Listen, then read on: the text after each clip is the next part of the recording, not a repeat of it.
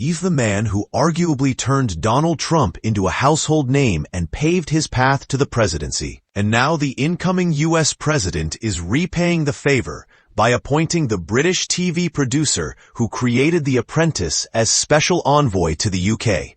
In an announcement on Truth Social on Saturday, Trump congratulated Mark Burnett, 64, saying, "With a distinguished career in television production and business, Mark brings a unique blend of diplomatic acumen and international recognition to this important role. It's certainly been an unusual rise to political and diplomatic power for Burnett, a former British Army paratrooper turned Manny, who became a titan of reality TV." Burnett was raised in what he calls grey and grimy Dagenham, Essex, to parents who worked at the Ford factory. He attended the local comprehensive school and was just 17 when he enlisted in the British Army. He quickly rose through the ranks to become a section commander in the Parachute Regiment and saw action in the Falklands War and Northern Ireland. A fellow soldier recalled that Burnett was nicknamed the male model because he was reluctant to get any dirt under his fingernails. Burnett has said that the biggest things he's taken from the Army are learning how to do everything you need to do with way less, and the sense of adventure. Aged 22, he left the Army and intended to go to Central America to work as a weapons and tactics advisor. On a whim, he moved to LA, where his friend was working as a nanny and chauffeur. Burnett also began working as a live-in nanny for affluent families in Beverly Hills and Malibu. He was given a job by the father of the children he looked after in an insurance office, but on the weekends, he sold t-shirts for $18 on Venice Beach. Around this time, he met and married a wealthy woman named Kim Gold, studied Judaism, and obtained a green card, but they divorced a year later. She went on to co-found the denim company True Religion, which was eventually sold for $800 million. In 1993, after reading a newspaper article, Burnett's life changed forever when he recruited a team for what's been dubbed the Race from Hell. The raid goal was a grueling endurance contest which required participants to cross the desolate landscape of Oman. Burnett rode or pushed horses along dry riverbeds, trekked through dust-strewn canyons, swam through waterlogged gullies, kayaked across weather-beaten, shark-infested seas, rappelled 1,200 feet cliffs, and spent 4 days lost in the wilderness with hardly anything to eat or drink. "The race is a lot like life," said Burnett at the time. "When you're in it, it seems impossible to finish. But if you put one foot in front of the other and keep on going, eventually things get better." Burnett realized the event would make great TV, and his adventure was chronicled in an hour-long TV special. He bought the format rights and developed a U.S. version called Eco Challenge, which would launch his career as a TV producer. He developed a reputation for being ruthless. "He's like a rattlesnake," one of his business rivals said in 2000. "If you're close enough long enough, you're going to get bit." Burnett then made the U.S. version of the Swedish reality show, Survivor, which saw contestants battle to stick it out on a remote island. It became the most-watched TV show in the U.S. since Sonny and Cher. 125 million Americans tuned in for the final in 2000. Les Moonves, then the chairman of CBS, showed his appreciation for the British producer by delivering Burnett a champagne-colored Mercedes. "I had arrived," recalls Burnett, "but he wasn't a one-hit wonder. In fact, he was just getting started." In 2014, Burnett dreamed up the idea for The Apprentice, which he pitched as Survivor in the City. The show took a floundering D-list real estate mogul and over the course of 14 seasons, made him a star. Burnett went on to develop hit formats such as The Voice and Shark Tank, winning more Emmys than Trump has had Big Macs. Indeed, he once recalled Trump inviting him to Trump Tower for what he thought would be an elegant dinner, only for the Apprentice star to hand him a McDonald's burger. During Burnett's rise to becoming a reality TV maven, he married an aspiring actress, Diane Minerva, and they have 2 sons together, James and Cameron. Minerva wrote in her memoir that she first learned of her then-husband's intention to divorce her by listening to him being interviewed on Howard Stern's radio show.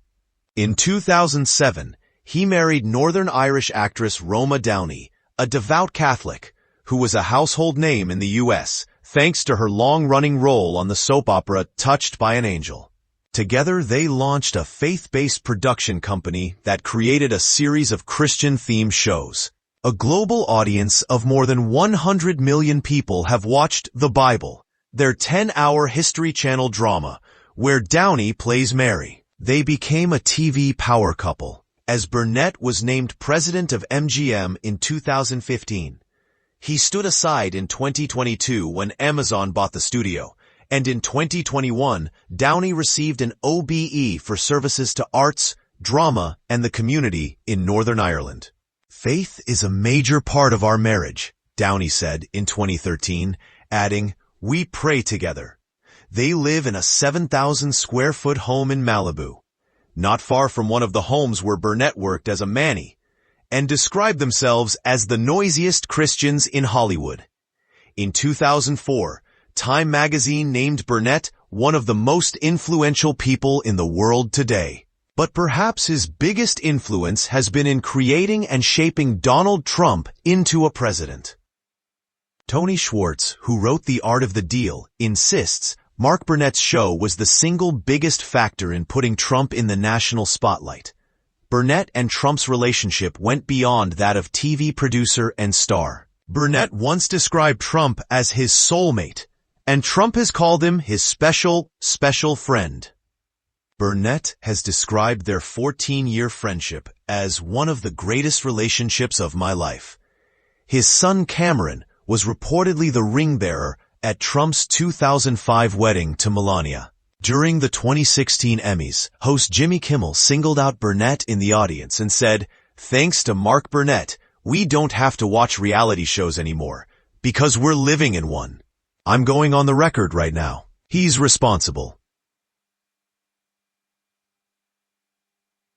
If Donald Trump gets elected and he builds that wall, the first person we're throwing over it is Mark Burnett.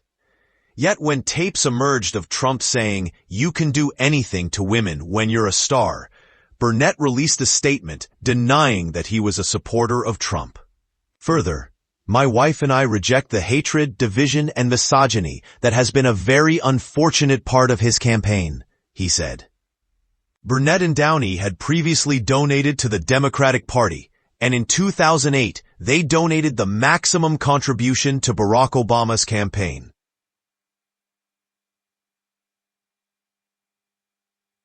Nevertheless, in 2017, Burnett was working on Trump's inauguration ceremony. So why the U-turn? Burnett has also said that Trump is not the kind of enemy you would want. Interestingly, there are parallels between the two men, which go beyond the fact that The Apprentice has made them both hundreds of millions of dollars, or the fact they both seem to have a year-round suspiciously deep tan. Both are masters of reinvention and ruthless businessmen. Both of them have had the faith they so often shout about called into question. Gold, Burnett's first wife, has said that she's convinced Burnett is not religious. "He follows the wind," she said. Indeed, he once told Esquire that religion was a waste of time. In many ways, Burnett has the kind of background that Trump wishes he had. A true working-class boy made good with actual military service under his belt. He presumably fits into Trump's definition of a good immigrant, considering Burnett has described himself arriving in America with no money, no green card, no nothing. His story is a classic example of the American dream, from selling t-shirts on the beach to one of the most powerful men in Hollywood. Theories also swirl that Trump likes Burnett so much because he is protecting him. Insiders claim there are outtakes of The Apprentice that reveal Trump making racist remarks and sexist slurs. Burnett has rejected calls to release all outtakes of Trump, saying he is unable to do so because of various contractual and legal requirements. Burnett's appointment isn't the first time Trump has promoted someone to his diplomatic team who has no prior political or diplomatic experience. He has picked investment banker Warren Stevens as the U.S.'s ambassador to the UK, former NFL player Herschel Walker as ambassador to the Bahamas, and his son-in-law's father, Charles Kushner, as ambassador to France. Trump has also appointed Kimberly Guilfoyle, the former romantic partner of Trump's son Donald Trump Jr., as ambassador to Greece. He picked billionaire Houston Rockets NBA team owner Tillman Fertitta to be his ambassador to Italy. It's not unusual to see a lot of political appointee ambassadors named early in a presidency, said Dennis Jett, an international relations professor at Pennsylvania State University and author of a book on the history of U.S. ambassadors. But I don't recall any president-elect announcing bunches of ambassadorships like this guy's doing. They don't usually dip down into the ambassadorial ranks until they actually are sitting in the White House. The other remarkable thing is how stunningly unqualified everyone is. I don't see anyone there who I think, now there's a highly qualified person. Burnett does at least have experience in international philanthropy. He and Downey are heavily involved with the charitable Christian organizations Operation Smile and Compassion International, which has helped more than 10,000 displaced Christian refugees to relocate. His time competing in the Raid Gauloise shows he has endurance. He's a master storyteller and mythmaker who managed to convince the U.S. public that Trump was an icon of American success. But perhaps the most handy aspect of his CV is that he's adept at managing and directing the notoriously difficult Trump. "It's Batman and Robin, and I'm clearly Robin," Burnett once quipped. Tom Barrack, a Hollywood investor who became chairman of Trump's inauguration committee and, coincidentally, has just been picked by Trump to be the U.S. ambassador for Turkey, simply says, "Mark is a genius and the president loves him."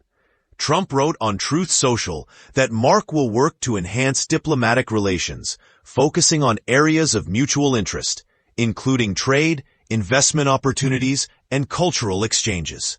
Congratulations, Mark. Burnett seems to be under no illusion about his lack of experience. "I have no idea about the politics," he once said, adding, "I have had great fun, watching it." But he previously suggested that his position in Hollywood gave him some leverage when it came to pressing politicians to do the right thing. In the end, nobody wants to look bad in the media. Like Trump, he has written self-help books, one of which is titled "Jump In, Even If You Don't Know How to Swim." He may want to reread it ahead of his new role as UK envoy. Don't waste time on over-preparation, the book advises.